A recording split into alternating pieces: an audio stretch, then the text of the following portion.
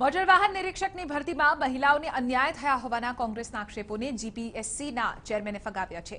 જીપીએસસીના ચેરમેને ખુલાસો કર્યો કે મોટર વાહન નિરીક્ષક વર્ગ 2 ની સંપૂર્ણ ભરતી નિયમ મુજબ જ કરવામાં આવી છે।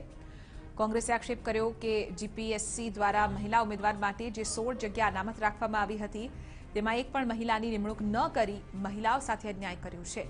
જે અંગે જીપીએસસીના ચેરમેને કહ્યું કે 163 મહિલા ઉમેદવારોએ કરેલી અરજીમાંથી કોઈ પણ મહિલા મેરિટ મેળવવામાં સફળ ન રહી। ઉલ્લેખનીય છે કે જનરલ કેટેગરીના ઉમેદવાર કરતાં 10% ઓછા માર્ક ધરાવતી મહિલાને જગ્યા મળી શકે છે।